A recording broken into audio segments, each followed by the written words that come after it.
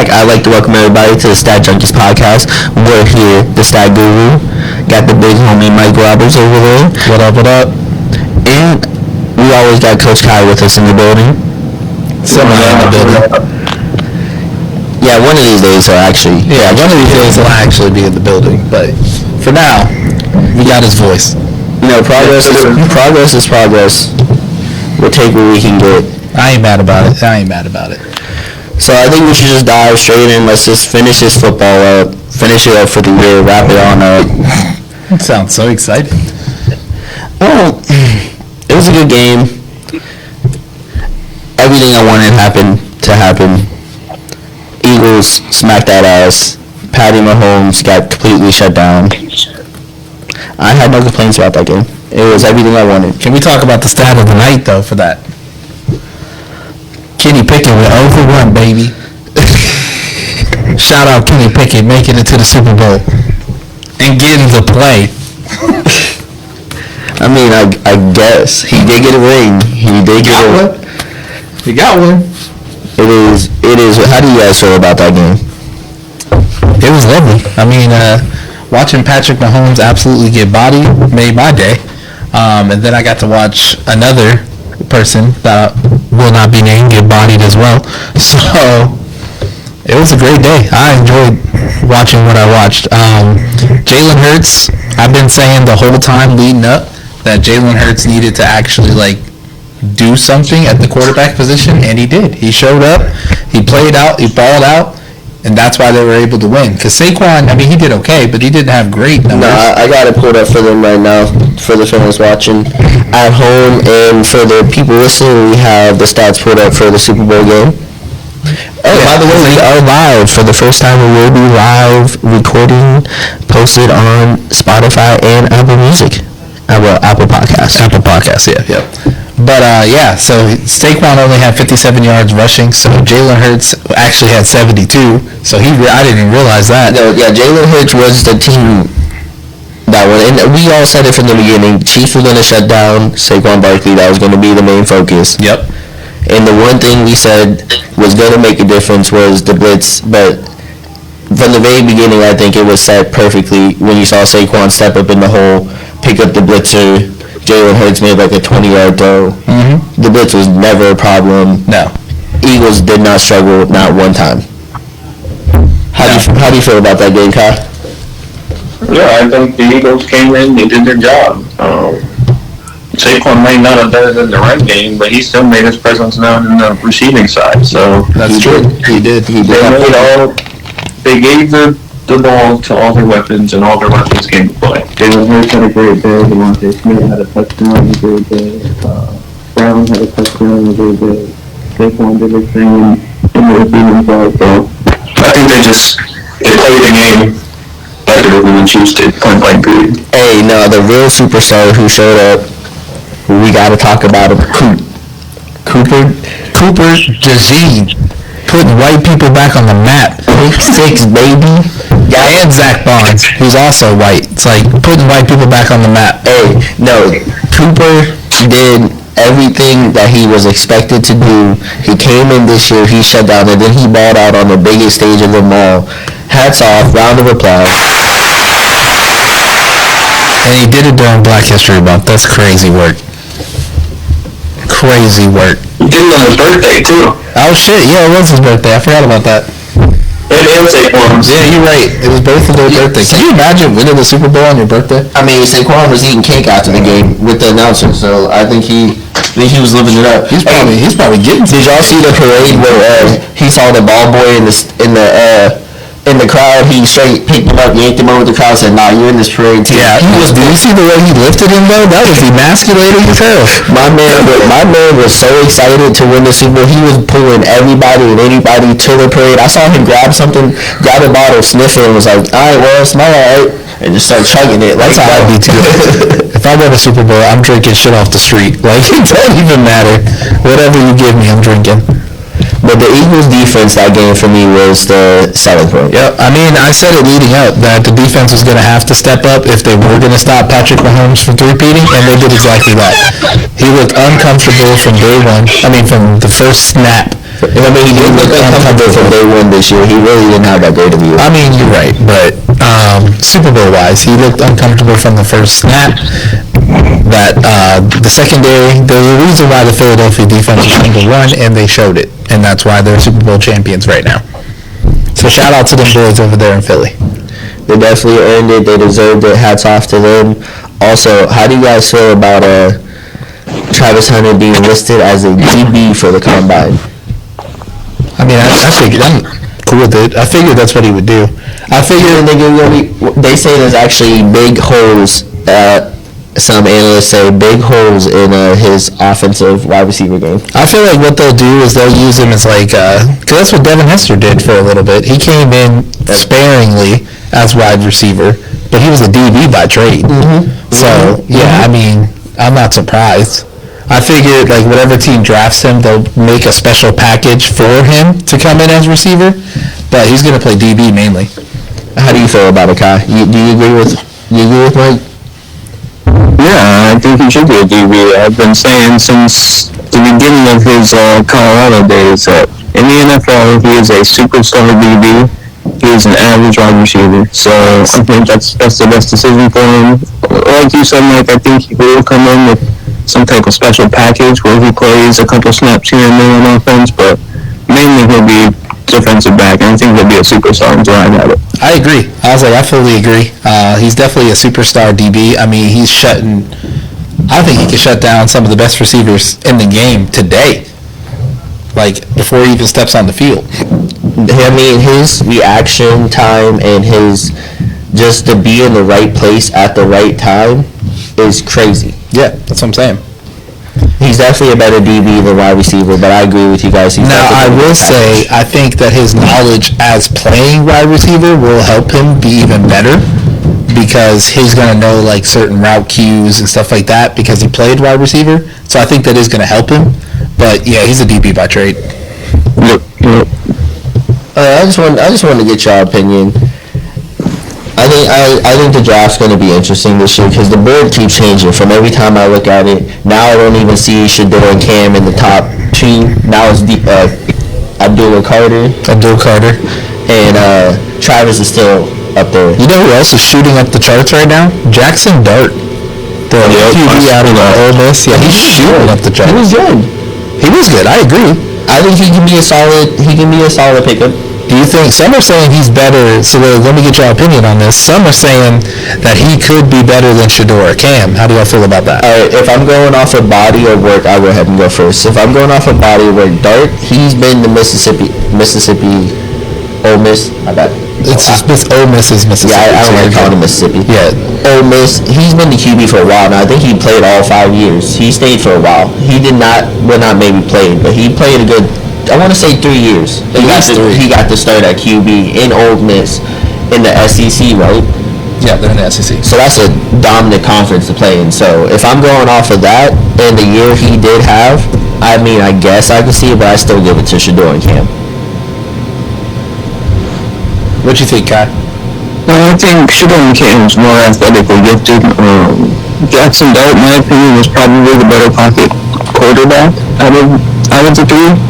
But if we're going franchise caliber NFL, I want somebody who can do it both. You know what I'm saying? So, as far as draft aspect goes, I still have Cam and Shador above Jackson Dart. But I do think Jackson Dart will make some noise as a pocket level quarterback in the NFL. I do too. I think if he gets in the right system, that he can make some noise. It all just depends on where he ends up.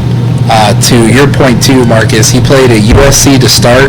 He went in 2021. He played 6 games at USC, and then from 2022 on the way to 2024, he played for Ole Miss. Oh, so he got a good body of work in too. Yeah. He did some work. And Ole Miss was relevant every year that he was quarterback. I will say we did hear were in contentions, but they did. They saved it for that, so we all know who was winning it. Yeah. Now the other thing too, did y'all see Shador trolling heavy right now? Did y'all see that? He's over here talking about his favorite team to play with them on Madden is the Browns. I mean, my man trolling on here saying like, oh yeah, Cleveland would be a great city. mean, they're getting a new stadium. They are getting a new stadium. That is true. That is true. That shit clean too, by the way. From what I've heard, it's real nice. They're putting it in the open area. I've seen the blueprint. It's nice. It's gonna be real Well, nice. they're trying to have it to where they can finally host. They can finally host the Super Bowl. That was their whole goal of making this a stadium and putting in all this money and making it top notch. They want to host the Super Bowl because it's a big attraction to. I mean, yeah. Know about it. I mean, yeah. I mean, I think it'd be nice. I mean, there's one thing that Cleveland sports fans will do is they'll come to a big event. I mean, look at the All-Star weekend when Cleveland had it. It was popping. It was popping. I was there. Were you there? Yeah, I was there. Yeah, Kyron and Gary Payton. Oh, yeah. Gary Payton. I remember that. I remember. He said Gary Payton he really is just an asshole. Yeah, I'm not gonna lie. Gary Payton, shout out to you, but you're a bitch. Man, we're not a fan of the glove over here. No.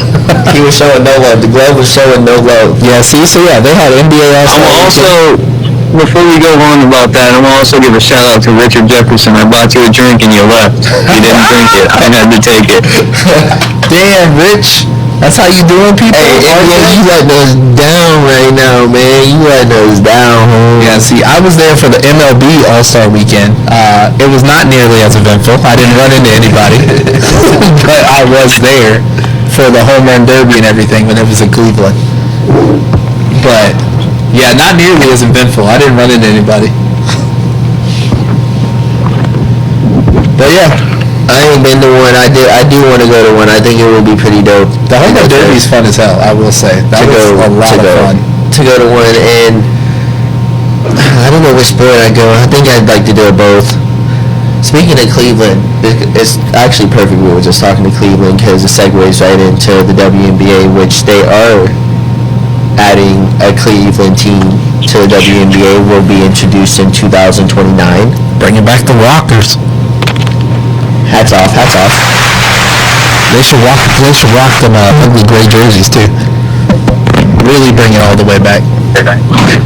Hey, it's the WNBA. It is expanding, and talking about that. Though, did any of y'all? Because I know it was kind of hard to catch. So I wouldn't be surprised if y'all didn't really catch it. Because I had to go back and watch highlights because I didn't get to catch none of it. What? Live, the one-on-one tournaments. Oh yeah, no, I caught some highlights. Yeah, I had to watch highlights. Catching it live was kind of hard. They did have it available and easy to access. I was just busy at other times. Yeah, it was on TNT. I was just doing stuff. I'm not gonna lie to you. But I gotta give my hats off to them because the first round was kind of shaky. I wasn't really sure what was going on. But after that, it did pick up when she got to the semifinals, and then I had a feeling Nestepa Collier was gonna win. Nafisa. What up, man? Get out my face. I had a feeling she was gonna win. She is leading the unrivaled league right now in points. Yeah. So I wasn't surprised with the outcome. No, she can hoop for real. Nafisa can hoop. But go ahead. I was like, yeah, no, let me see the bracket here. Go ahead. I was like, I'm not surprised Nafisa won because, like I said, she can hoop for real. I was surprised to see Stewie lose so early. Hey, she lost to Boston, I'm pretty sure. Leah Edwards. Yeah, she lost to Leah Edwards. I was surprised by that. Edwards went all the way. Actually, she did take one of the games from Nafisa. She took the first game from Nafisa, and then you know who I'm really shocked by, and who would have been my pick if I would have made one? My girl Skylar Diggins-Smith. I thought she would have cooked every one of these girls. I thought she would have cooked.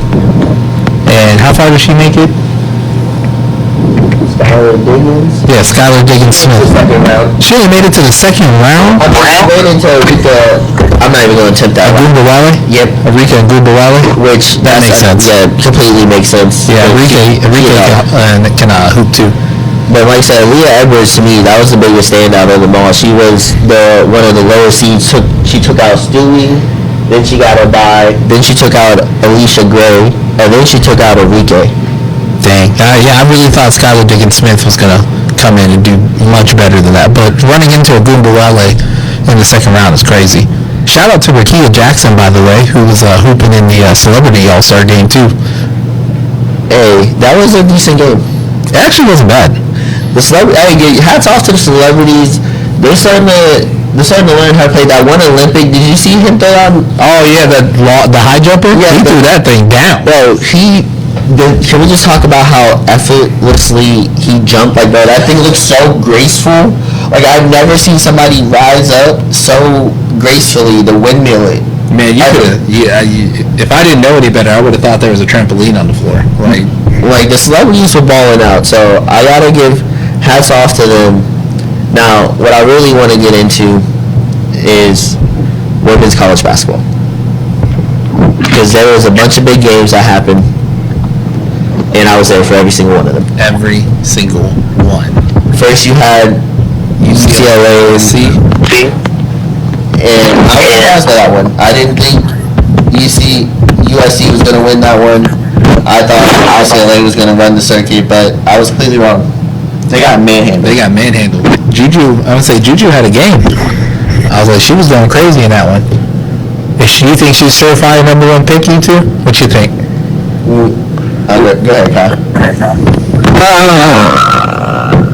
She can't. I wouldn't say certified. It wouldn't come out right now. She can't come out right now as reporters, so she wouldn't be in with Paige Beckers. No, she's not in this class. She'll be in the next class. Oh, okay. Well, yeah, probably. No doubt. I mean, you gotta think about it. All the big names that are leaving this year: Falage, Haley Von Leith. Yeah. Even. I think Malaysia Fuwali's even leaving. Yeah, she's out too. Paige is leaving. Kiki Different, I think, is leaving too. Ozzy Fudd's leaving. So, yeah, no doubt she's running away with it next year. Player of the year. She might win a national championship.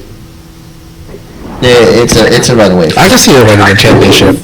She's definitely going to be the face of the league once all those players are gone, for sure. So who y'all got for number one pick for the Valkyries this year? Paige Beckers on the Valkyries? Something. Kyle, what you think?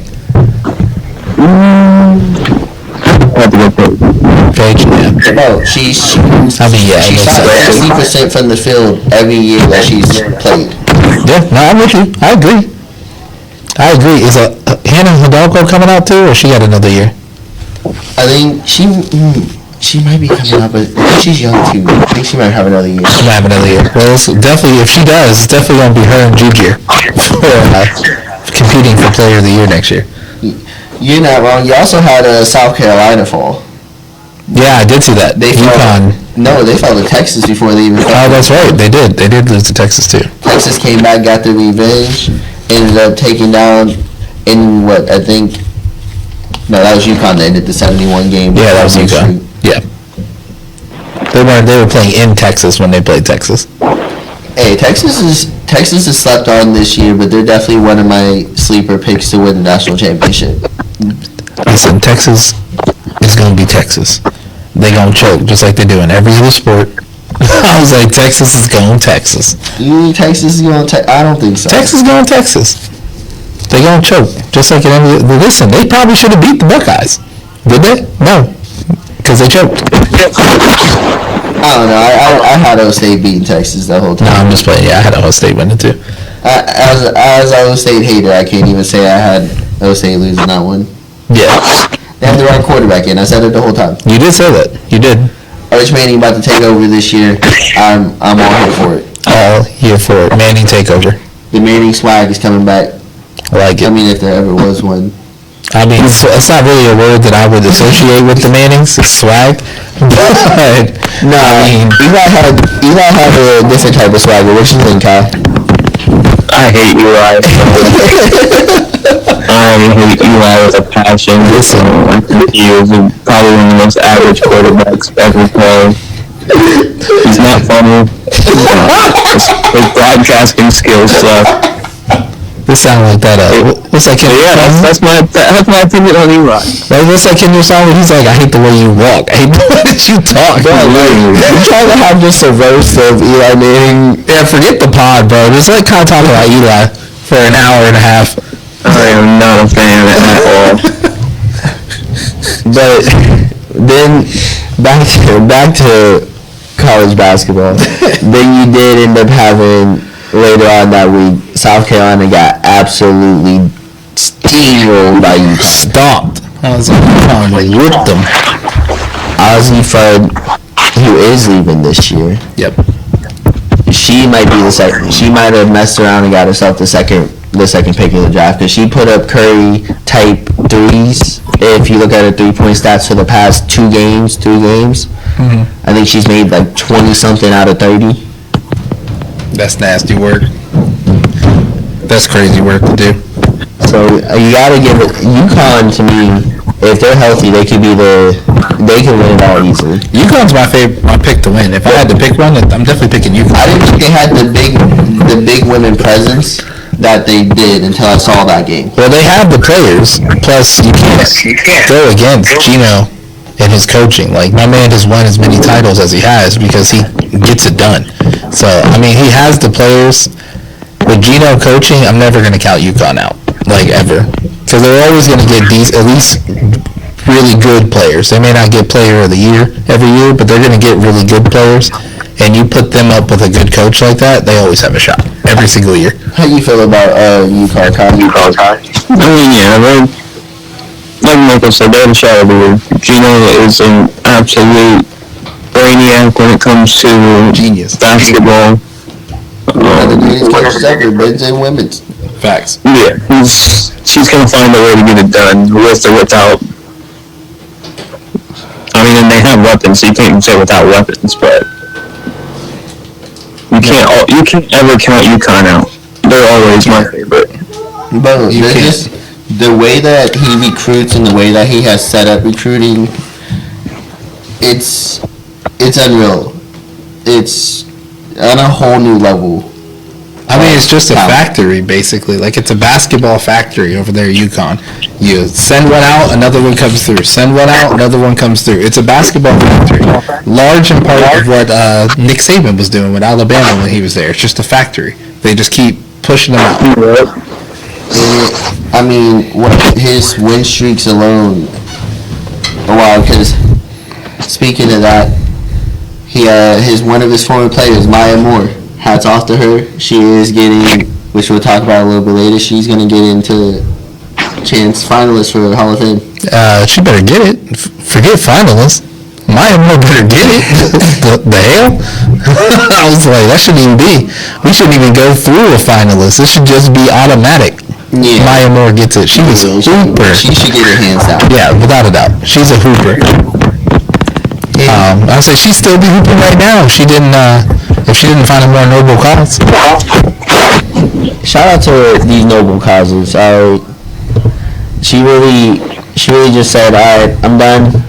Let me go handle my business. She did. She went and found him. She was doing that program where she was helping people get reacclimated back into the world after getting out of jail. And she met her husband. Doing that, and then she said, I'm just going to do this instead of play basketball. Ain't nothing wrong with it. Now, let's get into this also weekend for basketball. I got some shit to say about this. First off, did any of y'all catch the skill challenge? No. I saw what happened with Chris Paul and Wemby. You know what? I'm not surprised by the move from Chris Paul. He definitely almost cheated the system. If he just would have made a 10-shot shot, just throw it towards the rim. Dude, that's some old man stuff. If I ever see you want to win that bad, that's some like you playing in the rec and the 42-year-old man always got some like trick up his sleeve. That's exactly what that gave me. That's the energy it gave me. Kai, did you catch the skill challenge at all? I know you've been working here lately. I did catch the highlights, and I'm a fan of what Chris Paul and Wemby did, you know? You're 40 years old and the other one got blood clots. You might as well try something. Facts. He probably did have a blood clot. I didn't think about that. He probably did have a blood clot going on back then. Hey, hats off to them. They tried, but you know what really pissed me off? Because I was watching it live, they tried to get one of the announcers, and what's the white dude's name for TNT? Kevin Harlan? No, the TNT crew, the retiring this year. Oh, Ernie Johnson. Yeah, Ernie.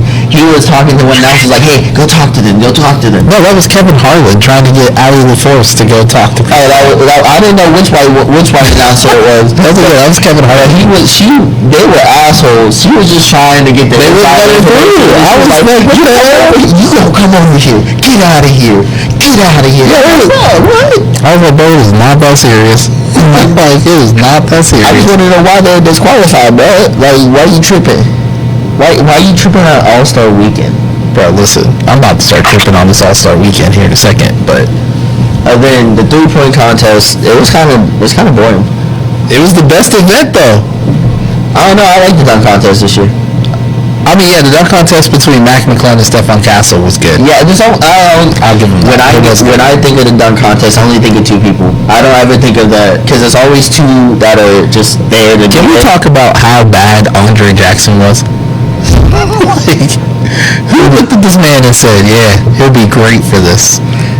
Brought him out there. I don't know why we keep picking players that don't play. That's the only shine they get.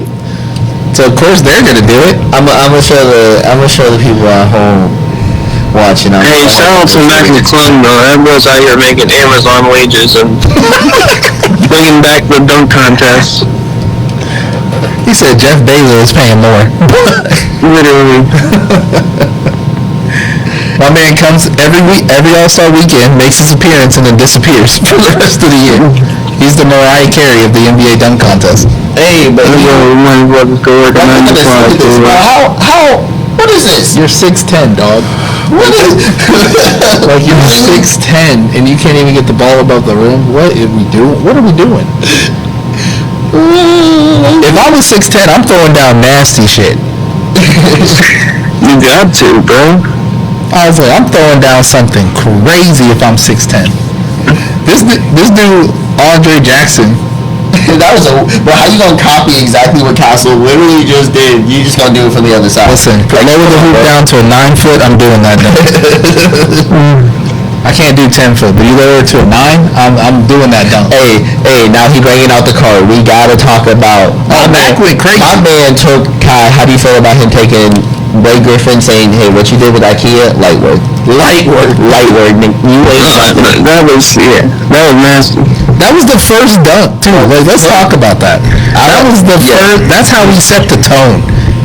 Like, he told everybody, "Hey, thanks for coming, but this is my event." Kai, how'd you feel about that first dunk? Did you think he was gonna run away with it after you saw that first dunk? Hey, that bro was playing like he had to pay the rent. Let me tell you something. Rent was due. He was dunking like he had to pay the motherfucking rent. Which he probably did.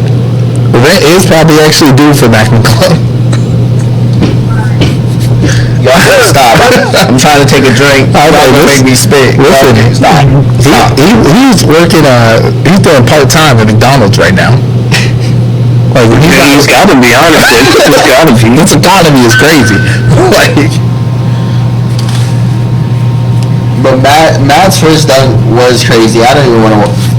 No, we gotta show you guys this. if you don't get Mateus, can we also, while we're watching this bum of a player, can we talk about the Vince Carter like intros? What did y'all think of those? Hey, these like what do you mean? Hold on. You know how he gave an introduction to each player? Yeah. They called this man a raging bull. Like, what? They said this man was a raging bull. He was just trying to save an event that almost I bro another windmill. Another windmill. I told you, listen, they pull Andre Jackson off the street. I guarantee he's not even on the Bucks roster.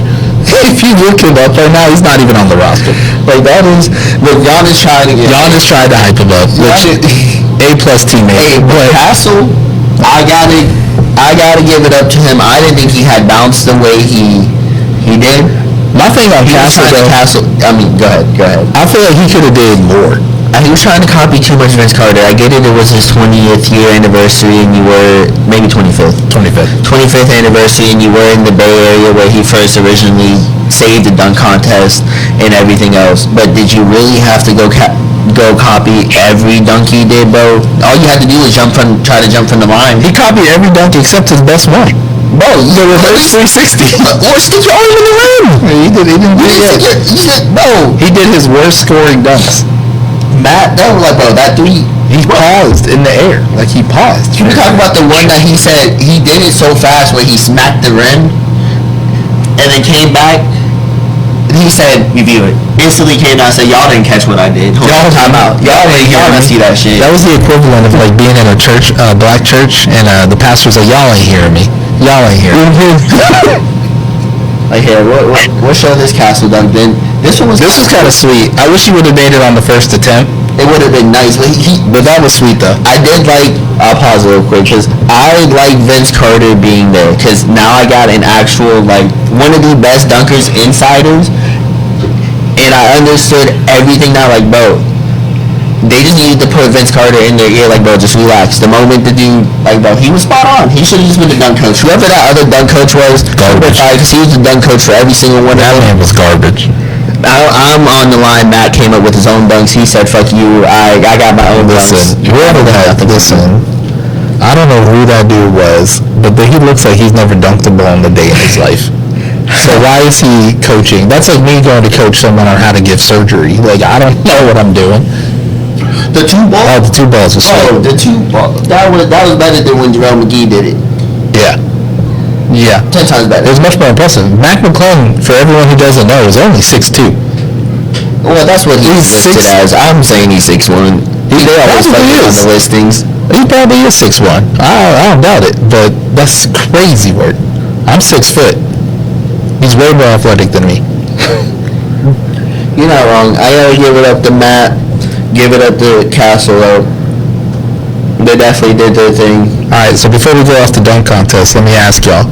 If y'all could put together a dream dunk contest out of any player that's ever stepped foot on an NBA court, who would y'all put in? Kyle, you go first. Alright, I mean BC, obviously. That's the obvious choice. And everybody's in their prime, by the way. Yeah, like this, yeah, of course. Of course. Well, everybody's gonna be like, well, they're in their prime, though. They're in their prime. Yes, everyone's in their prime, whoever you pick.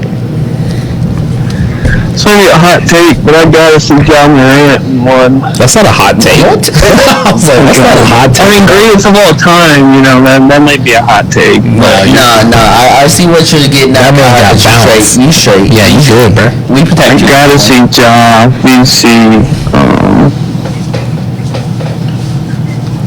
low-key, maybe like a prime Jordan. Okay. I can see that.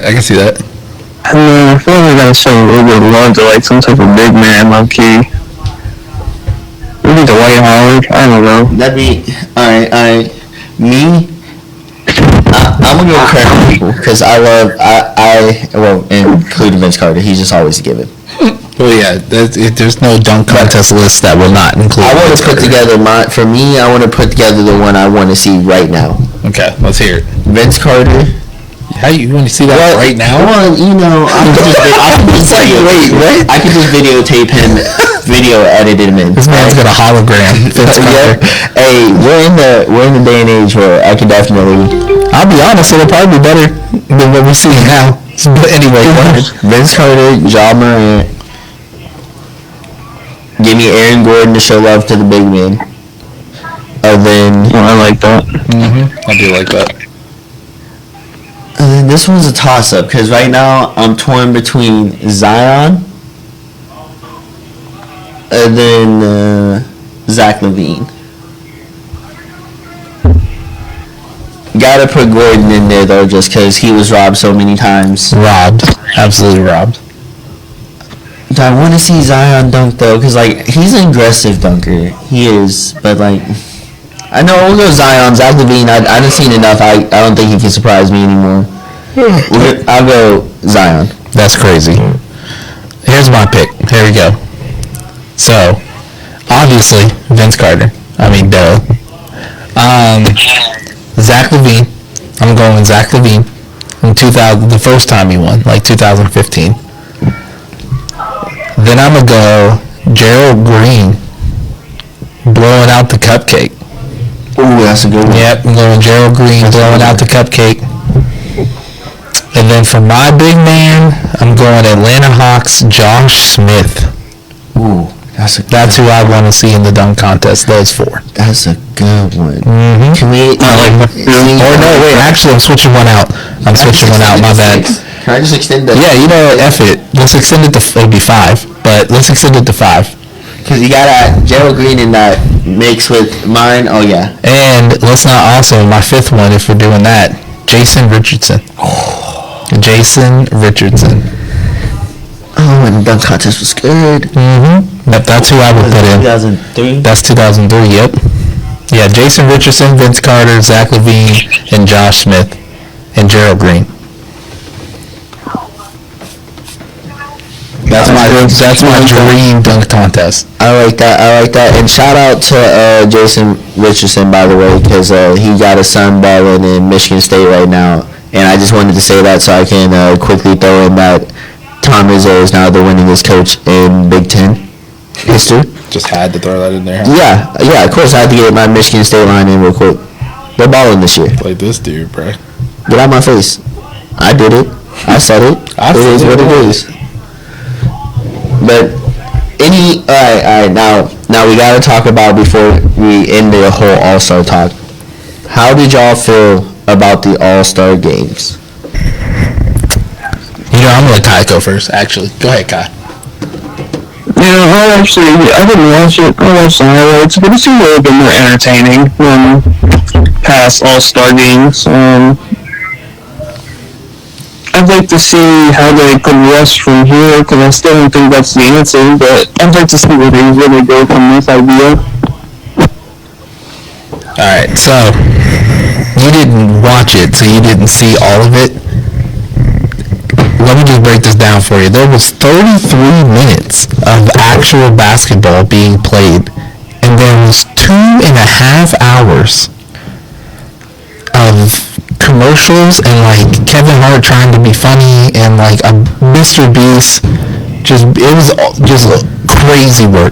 To be exact, 2 hours and 26 minutes of commercial and breaks. Yeah, that's what I'm saying. Like, that's crazy. 3 minutes and 41 seconds of play. Could you imagine being an all-star? Like, to give you some other stats too, Dalton Connect, who is not an all-star, but he was on that Rising Stars team that won and got to be a part of it, played 20 minutes.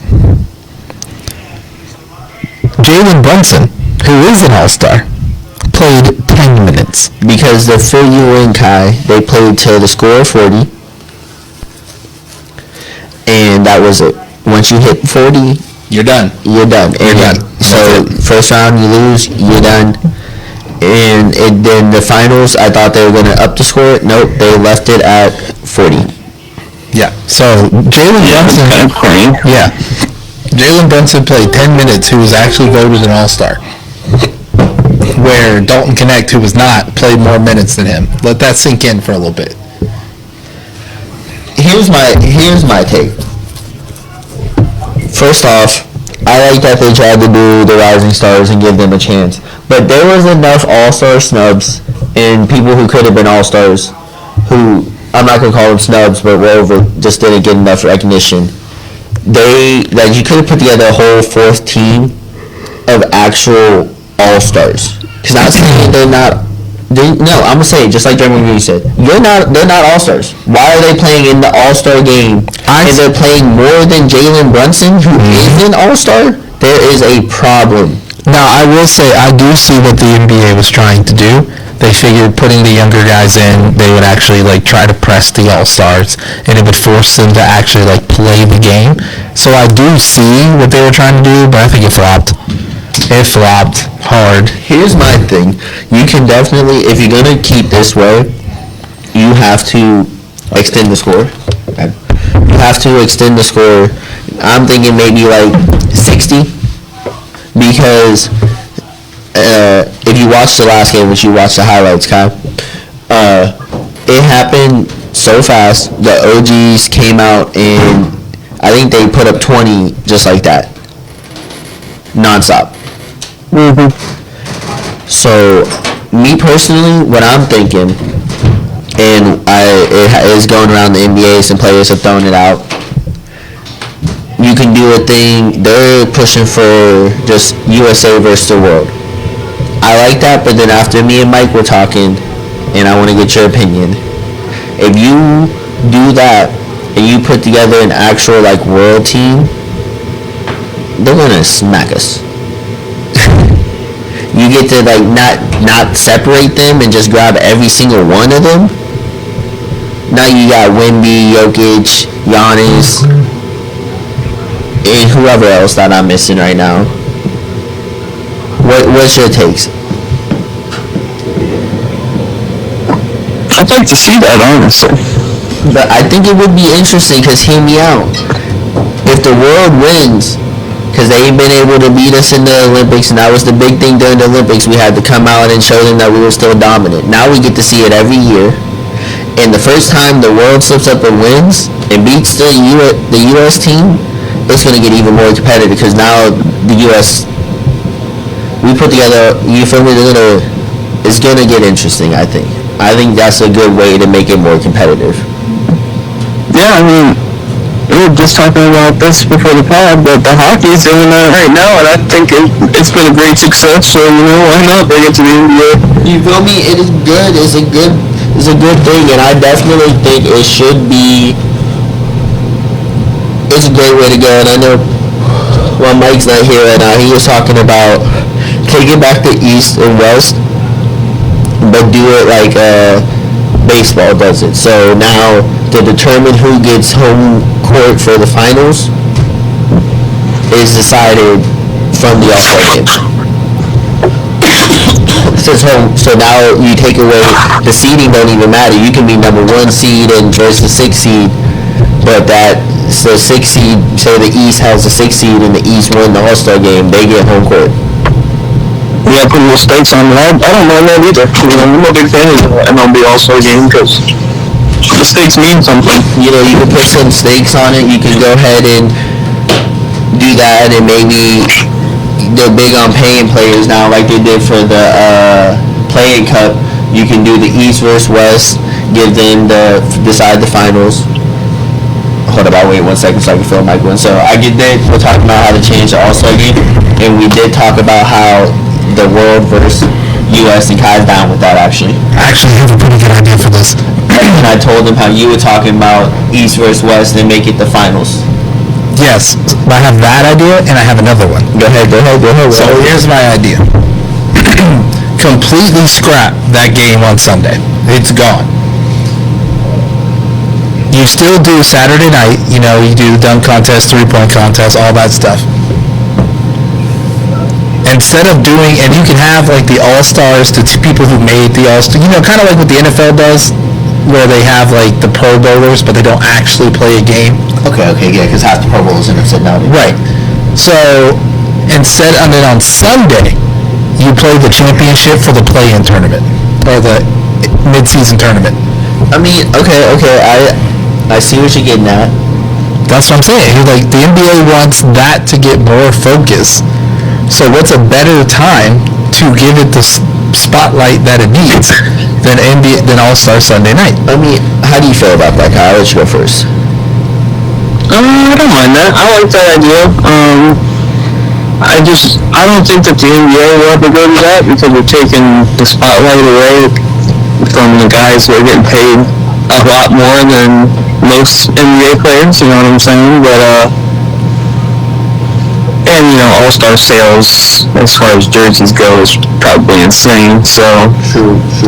But I do like that idea to bring in a little bit more spotlight to that play-in tournament because, to be honest, who watches it? Right. That's what I'm saying. Only reason I watch it is for the pod. I ain't even gonna cap.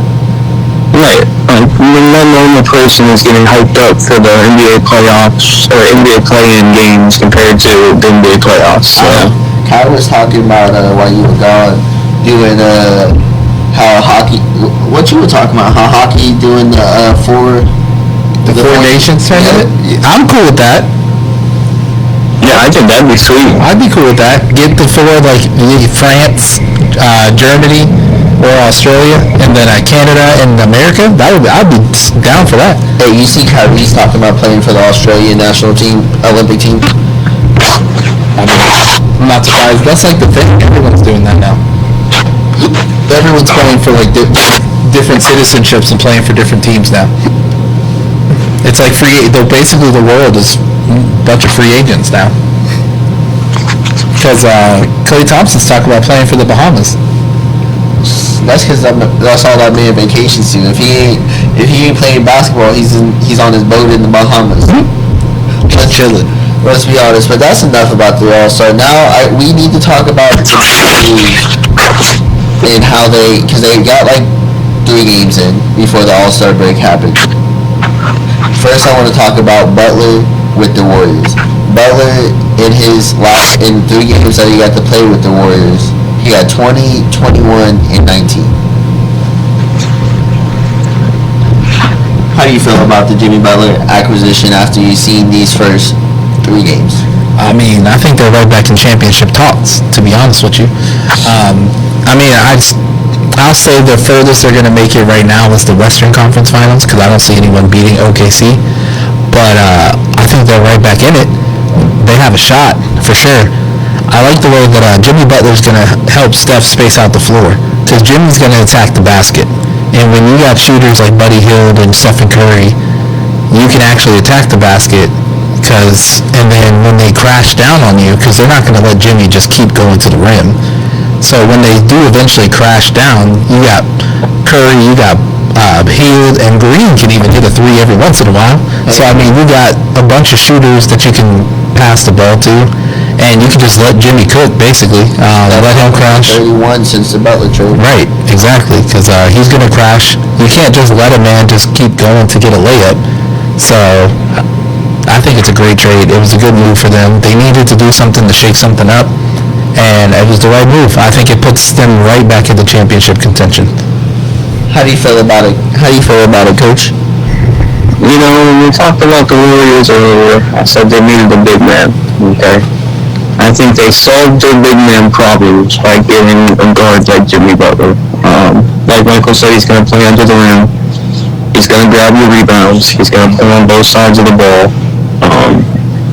So I think this is a great pickup for them. I don't think that they're beating OKC at all, like you said, Mike. But I do think that they'll make a deeper playoff run than what was pictured at the beginning of the season. I didn't even have them in the playoffs before the Yeah, neither did I. So I think that they will make a deeper run than what was predicted, but I still think that they're a piece away from becoming that OKC or becoming the Cavs in the East. You know what I'm saying? I'm gonna tell you right now. First off, I agree with everything you guys are saying. I don't want to lead off with first off and think I'm about to agree. I was like, damn, you got something insightful to say. No. First off, I do love the Jimmy Butler acquisition. It definitely puts Golden State back in contention. The piece they are missing, they've been missing it every run, which I don't know how I know how they managed to win, because they just had shooters everywhere.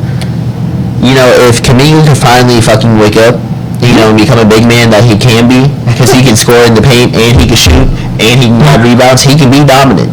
Yeah. He's shown glimpses of it. Yeah.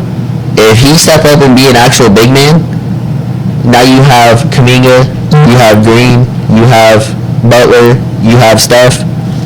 You got a presence now. You got a presence down low. You got a presence outside. Not saying like Kuminga is the answer, but a big man. A dominant big man is the answer. It doesn't have to be go out and score 30 and be the leading scorer because you got Steph Curry and Jimmy Butler. You know what I think they could do too? I don't know how much cap room they have or whatever, but you know, Mark Williams is trying to buy out of his contract in Charlotte. That could be. He's not going to LA now. Maybe he can go to Golden State. That wouldn't be a bad pickup. You know, they need a big man because every year, and when they run into OKC, Chet is going to eat up a lot. And Hardenstein is going to eat them up. Because, like, I'm not saying SGA and them's going to be stopped, but at the end of the day, you got the Warriors can't match up big for big at all. Mm-mm. They've never been able to, and they've got. I'm going to say, I don't know how they gotten away with it for so long with winning. Hats off to the Warriors system and everything they're doing because it's crazy. But I think it's just a big man. It doesn't have to be a scoring big man. It could just be defensive rebounds. Yeah, I can see that. I was like, yeah, they don't really need one that's like dominant, that's going to score you 30 points. No, they just need someone to play defense and help out down low. Like, for instance, we're about to talk about them. The Cavs went and got DeAndre Hunter. That man is a perimeter defender, and he's a spot-up three-point shooter. And that's all they needed, because they have Allen and Mobley, who's going to play, who's your bigs that's going to help you if they do beat Hunter. Now that frees up Mitchell to be able to actually just play the offense, him and Garland. So, I mean, I think the Cavs could win it with this trade. I'll be honest with you. I think the Cavs are going to win it all. I like that pick. Yeah, I was like, I'll be honest with you, this DeAndre Hunter deal is exactly what they needed. Exactly what they needed. You know, I did like the Cavs pickup. You know what? Before I got the news today that Mike dropped on me about Wendy going out for the rest of the season, Fox addition to the Spurs, and they've been the way we're wondering how they're going to play it. It has. I think they have decided now because that's how it's been. It's Fox, Paul, Devin Vassell. I think is his name. Vassell, Wemby, and I can't think of who the other person is. I think Castle is Sochan? Sochan. I think Castle is the bench presence, which Castle off the bench for those 5 games. He had 33, 15, 16, 20. I think they're using him to bring the youth, the explosiveness, and while everybody's gassed, bring him in, and because you already see Castle can take over if he needs to. Yeah, right. He can hold it down while the stars are out. Hot take. So, for those of you who are either 1 year old or not born yet, talking to Marcus and Kai here, Wow. Tim Duncan got on the Spurs because David Robinson got hurt for the year, and they were horrible because they didn't have anybody else. And that's how Tim Duncan got on the Spurs, was they fell to like the first or second pick. I can't remember which one it was. But they got Tim Duncan. So, could we see a similar situation where they fall apart and they go and get, they're probably not going to get Cooper Fly because I don't see them falling to the number 1 pick, but they could go get, I don't even think Cooper Fly should be number 1 pick, but we can argue that on. I mean, we'll argue that later. But could they go get another piece like that and then start a whole another Spurs dynasty like what they did during Tim Duncan's days? I'll let you go first, Kai. I want to say that real quick. No, I think it definitely could be an option. That would be gross if they could get somebody else to Trying to see that. kind of go along with De'Aaron Fox and Wemby. Go get a whole new young core with Fox, Wemby, and Castle, and then go get another young rookie.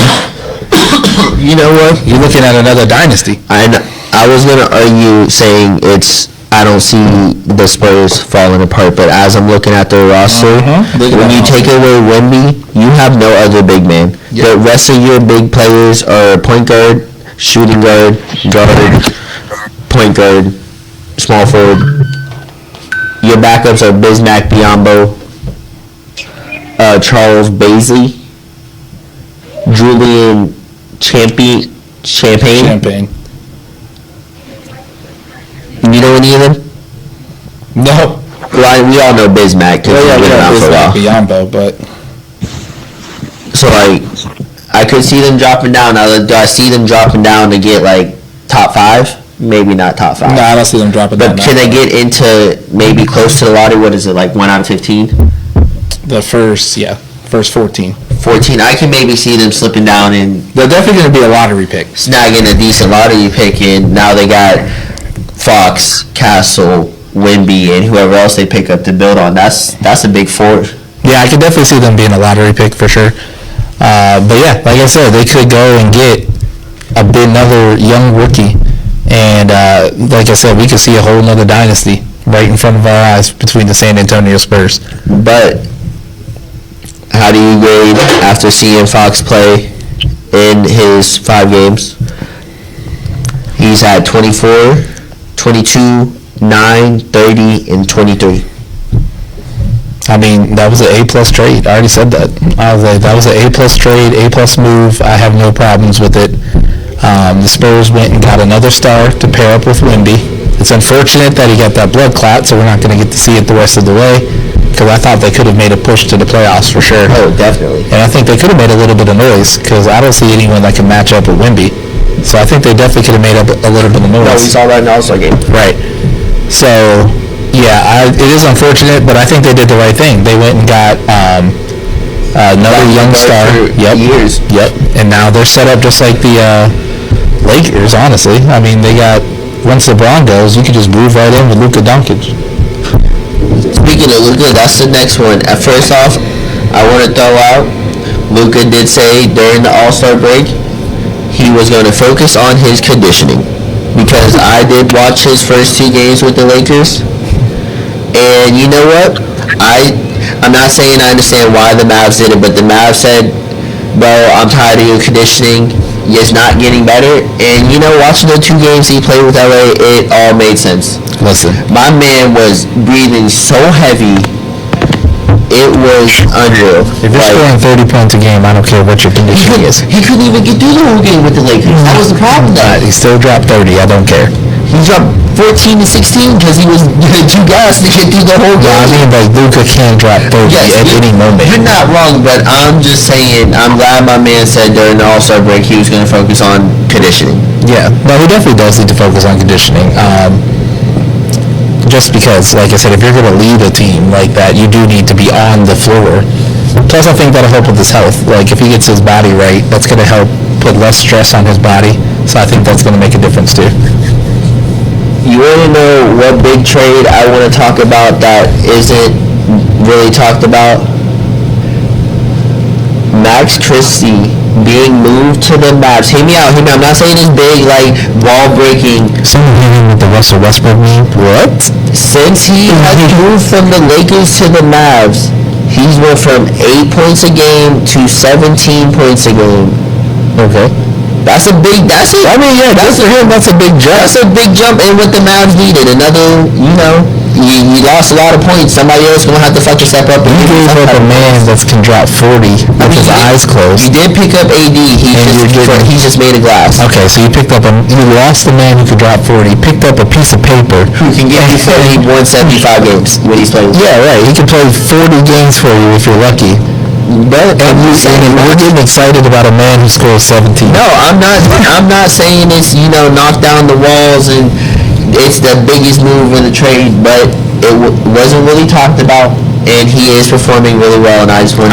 Shout out to Max Christie. Good for him, finally getting some love. Finally, doing something about it. Yeah, good job. Good hats off to you. That's all I was trying to get to. He deserved just a. But there is a reason why this wasn't talked about. I gotta find something. You're a part of the biggest trade in possibly NBA history.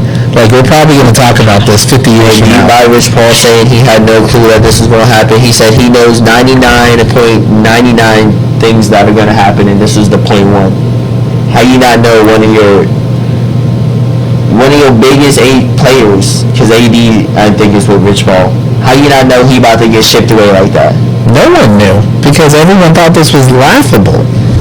Somebody had to know. Yeah, the only person who knew was Nico Harrison. That's the only person who knew. Hey, my man, he's saying he's living or dying on his sword to get rid of Luka. He'd do it 10 times over again. Listen, I don't trust anything that man says when it comes to dealing in sports. He's fumbled so many bags. It's laughable. So, yeah, I can't. Nico Harrison's the only person that knew about that. And you can argue with your mom on that one. How do you feel, since we're talking about the Mavs, how do you feel about the Mavs going on with AD and everything else that is happening? Yeah, you have a bunch of hurt players right now that is affecting them. I think they got they all got the AD syndrome right now. They got 5 or 6. Every center they have hurt. It's goofy to me that they traded a man because of his conditioning, and they went and picked up a bunch of fragile looking players. Like Daniel Gafford had been hooping, playing strong all game. The minute AD gets on the team, hurt. So what you got? What you think, Kai? What's going on over there? Well, they're in trouble, man. AD's out for another 2 weeks minimum. Gafford's out for a minute. Yeah, Gafford's out for a minute. They're in trouble. I think that maybe they're thinking for the future. But we'll see how much future there is if there's nobody playing, you know? Yeah, see, because that was the thing I talked about with Marcus before we got on the pod. The next year, team. Is the biggest thing that I had an issue with the trade was that Had it turned up too high, mom. Leave me alone. I quit hating on you. the biggest thing I thought was an issue was with Luka, they had like a 10, 12-year window Now you got to try to win a championship. 3 now. Yeah, 3 if you're lucky. Because like I said, AD can only play 20 games.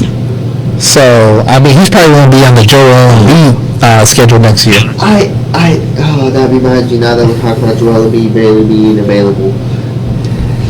Now that we're talking about Anthony Davis and availability. My man heard all the time he had no time to film a whole TV show. Yeah, I saw that. A whole TV show. During the season, it's being aired. Listen, bro. He's 30. He's 33. He's on his way out.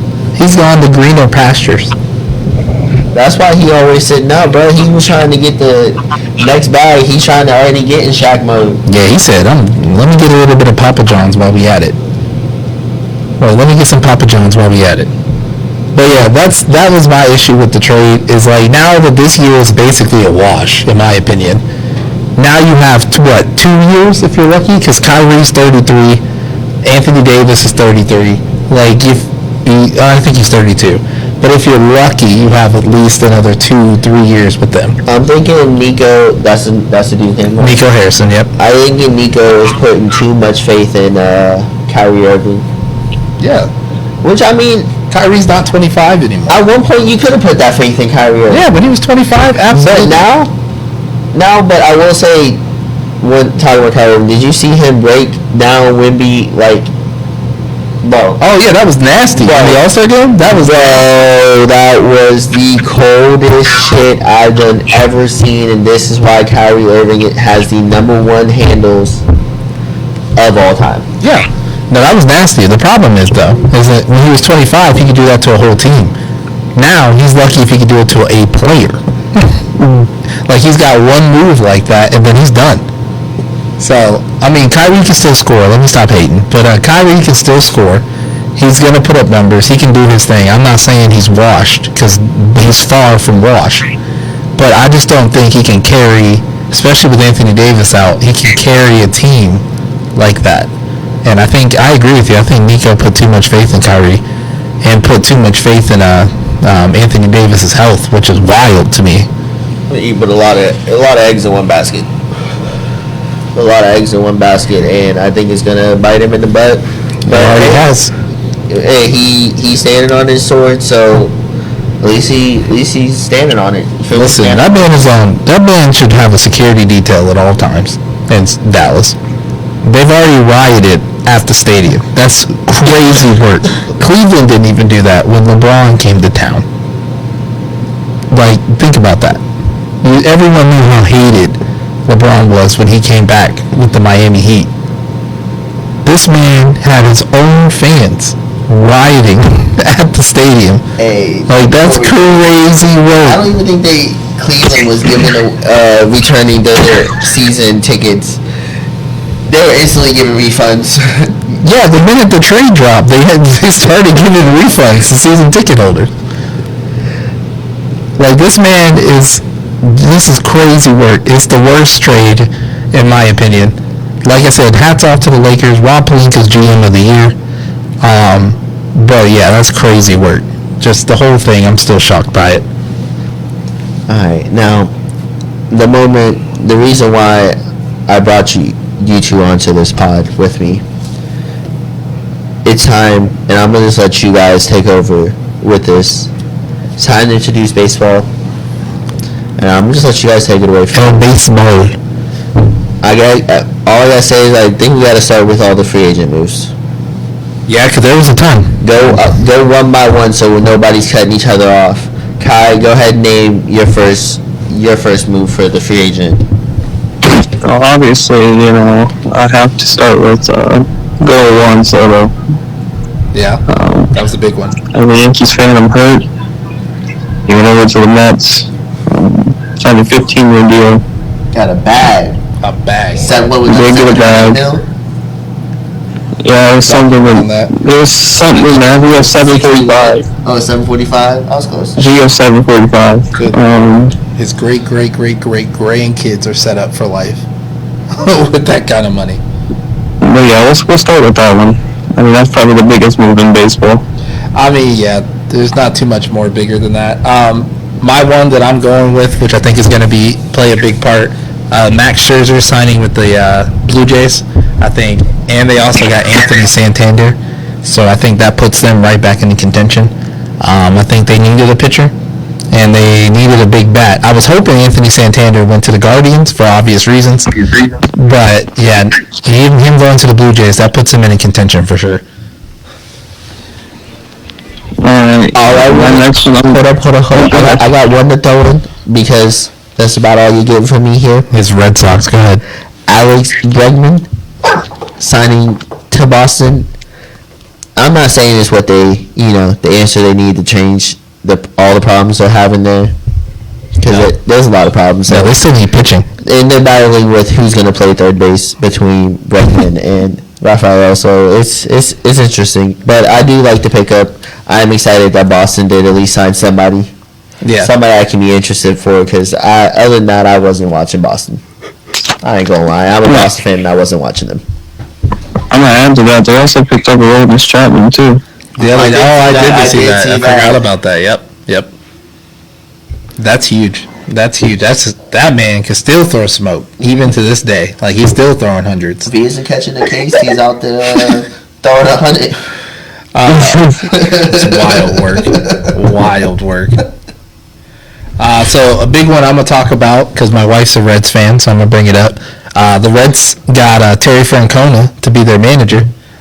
He retired from the Guardians a couple years ago because of some health reasons. Came back, and now he's a Reds manager. They went and helped their bullpen because the Reds needed a lot of work in the bullpen. A lot of work. They went and got Taylor Rogers. And then, who's the starting? I can't remember his name right now. I'm drawing a blank. But they added a starting pitcher too. Oh, Brady Singer. Martinez. Brady Singer. Yeah, Brady Singer. No, they had Nick Martinez already. Oh, you're right. Yeah, they had Nick Martinez already. So they added Brady Singer, and then another big pickup for them. The Reds were making moves. Another big pickup from them was Gavin Lux.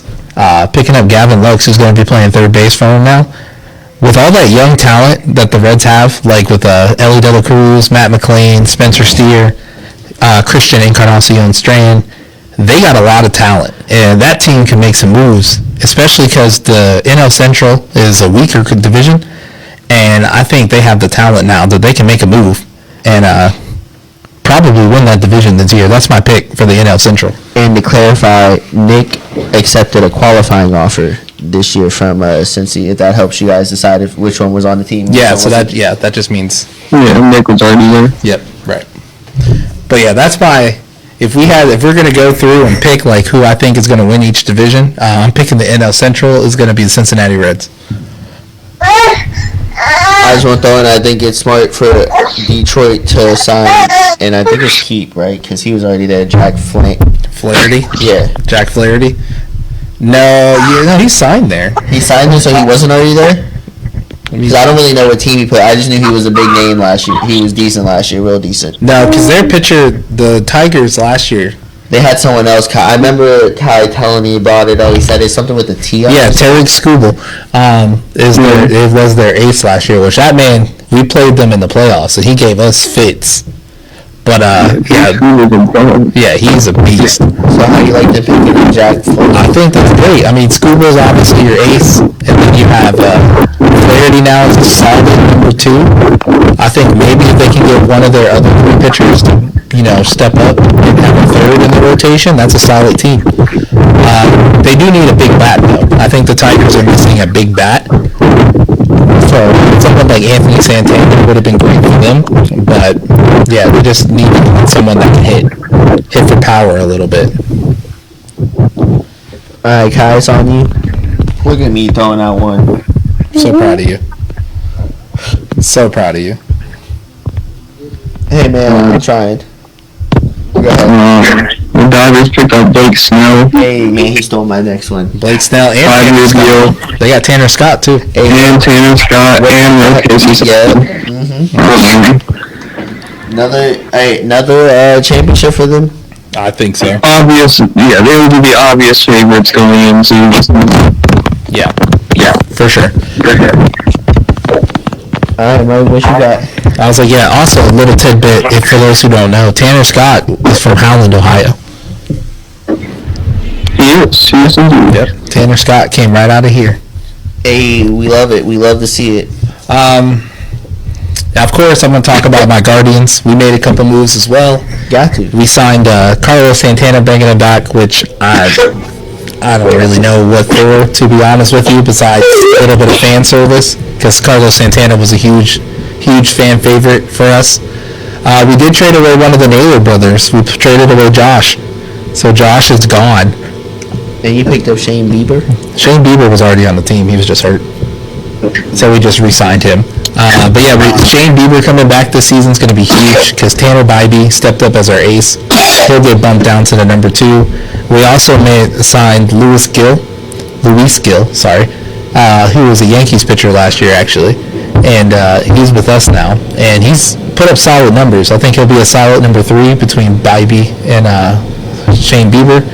And then we still have like Gavin Williams, who pitched well. I think he's going to make another move forward.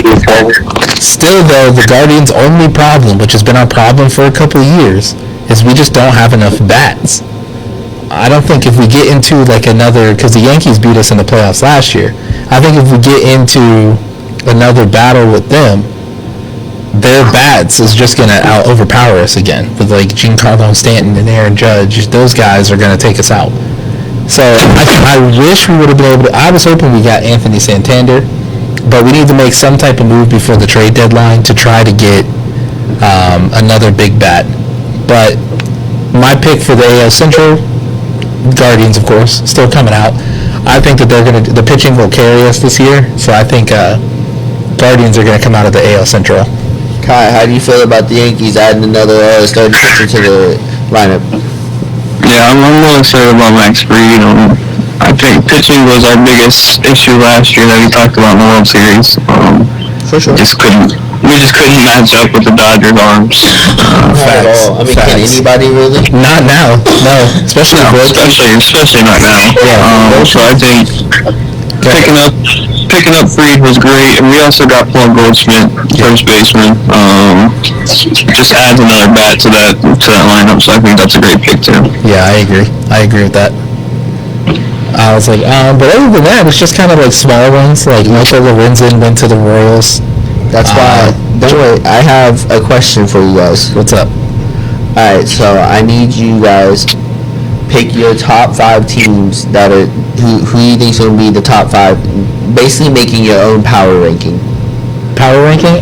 Let's see. Your top 5 who are going to end it all this year, and you think going to be top. Not talking about what the beginning looks like. What you think they're going to do all the way through. So we're talking like who we think is going to finish the year. Basically, top 5 your teams. top 5 finishing teams. This All year. right. So then my top 5. Let's see. Obviously the Dodgers. The Dodgers are going to be up there. Like I said, they just reloaded. That's all they did. They have so many weapons. It's ridiculous. I think the Yankees will finish 5. I think they'll be up there. Just because, like I said earlier, their bats is going to carry them. Now, especially adding Max Fried and adding a little bit of pitching, plus going to get another big bat like Goldschmidt, I think they're going to be up there in the top 5. Let me think. Yeah, those were the 2 obvious ones. I'm trying to think of another one. I hope you do too, Kyle. Yeah, I'm trying to think. I think another team actually that can make a move. I can see the Rangers making another move. Because they went and got Jock Peterson and they added Nathaniel Lowe. So, which is another good bat for them, and then they went and helped out their bullpen a little bit by getting Robert Garcia. So I can see them making a move. The Phillies are always up there. Their bats are ridiculous with Schwarber, Harper, Castellanos. Like, those are ridiculous. So I can see them being up there. Outside of that, One more. I think it's really a toss-up from there, to be honest with you. Give me your last one. I can see the Mets. I'll say it. I think the Mets, if they have a repeat of what they did last year, I think the Mets would be up there. So let's go Grimace. Bring him back because he did wonders for y'all last year. So bring back Grimace and let's run it back with the Mets. That's my top 5. What you got, Kai? Alright, here we go. I got the Yankees, Dodgers, obvious. I got the Padres. Okay. On the Padres. I got them at 6. I'm a big fan of the Padres. I'm a big fan of the Mets. And then I'm gonna go with a sleeper here for Detroit. Detroit. Okay. They finished the season extremely hot last year. Add another pitcher. They did just add another pitcher. Yep. Yeah, they added a couple pitchers. I think that they will be something to look out for this year. Also, another sleeper I went there is Pittsburgh. Big fan of Pittsburgh. Love what they're doing out there. I mean, you got a pitcher like Paul Skeens. You can win anything. I was like, that. You got a pitcher like Paul Skeens. You have young superstars and Emil Cruz. Ryan Reynolds you have there. Yeah, Ryan Reynolds. You have your old veterans that are kind of leading in charge with Andrew McCutcheon. So Yep. Yeah, no, I like it. I am going to say the Guardians are going to... I think the Guardians are going to make a nice little run, too. Of course, biased, as always, because I think the pitching is just going to carry them. So I think they're going to finish, like, 8th. That's my pick. They're going to be one the of the... Guardians will be the Guardians, man. I know. Listen, I know what they're going to do. They're going to make it to the ALDS and then get beat by the Yankees, probably. So, that's what the Guardians do. But getting Bieber back is going to make a difference, so I'm excited to see when he comes back. But yeah, that's my pick right there. Alright, I like all of you guys' picks. And before we go ahead and end it, I forgot to mention, so I'll go ahead and mention them at the end. I want to go ahead and give a hats off to the finalists for the Hall of Fame for the NBA. You have the 2008 U.S. Olympic men's team, Carmelo Anthony. I don't really care for Danny Crawford, the referee. Billy Donovan, Dwight Howard. And then women's committee, you got Sue Bird, Maya Moore, Sylvia Fowles, Jennifer Ozzie. Yeah. Hats off. Hats off. That's pretty cool that they're introducing the entire Redeem team. Also, too, if they do put the Redeem team in, which I don't see why they wouldn't, LeBron will be the first player inducted into the Hall of Fame that's still currently playing. How do you feel about that? Makes sense. I mean, he's a first ballot for himself, like, without even question. They didn't even need to wait the 5 years. No, they might as well just put him in as soon as he hangs it up. Mm-hmm. But he's getting the Jordan-like retirement. The moment you go on the list, you're getting put on. You're having your big celebration. Oh, for sure. He's renting out the stadium. For sure. All 9, which well deserved. Oh yeah, for sure. I think he's one of those that like several teams will retire him. Like, of course, he's going to get the Heat, Cavs, and Lakers now, but I think other teams will retire his jersey too as well. I can see it. How do you feel about? What do you think, Kai? I think they're a little neat second, but it's alright.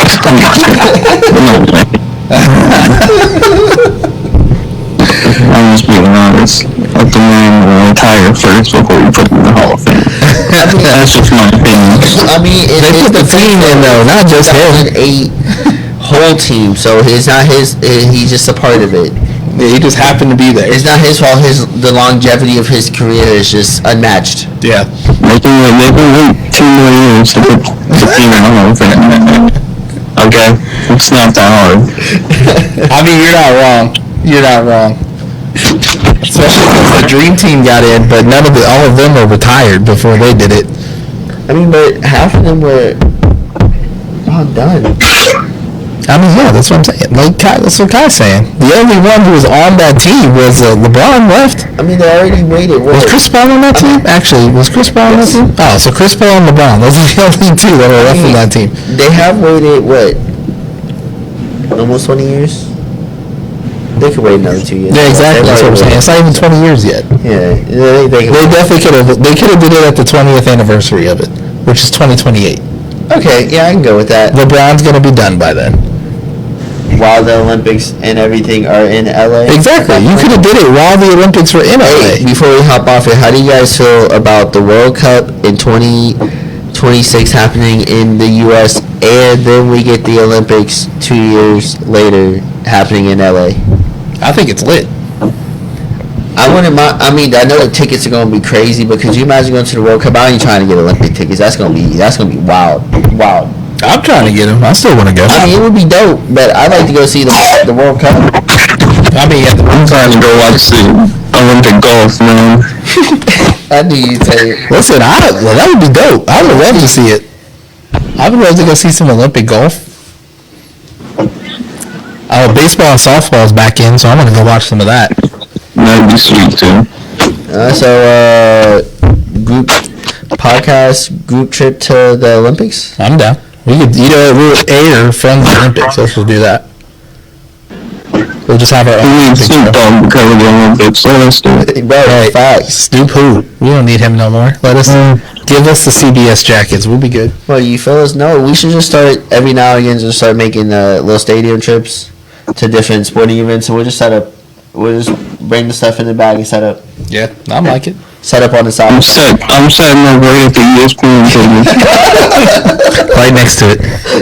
I'm thinking Game day? That's me, coach. Bro, I'm sitting right next to Ricky Miller, bro. Reese Fowler? I don't know him. Oh, that old Reese Fowler. But I appreciate, as always, Kai. I appreciate you coming on the pod with us. Yes, sir. Yes, sir. Bringing your knowledge, and I can't wait I to appreciate. have you on for baseball more. I was like, yeah, I can't wait for us to talk about baseball, brother. I appreciate you guys having me, man. We're getting closer to that time. We're getting closer. Spring training started today. Had our first game. Yes, sir. We're getting there. We got a couple more long weeks ahead until we get going. Also, shout out to you. I will see you on Sunday because you're coaching my son. Yes, sir. And big shout out to all my favorite coach too. Hey, big shout out to them. Appreciate you, Mike, all the time for letting us use your spot. You know, it ain't no thing. It's all right. But once again, this is the Stat Junkies podcast, where the stats don't lie, and it's always good entertainment. We out. Peace. Deuces.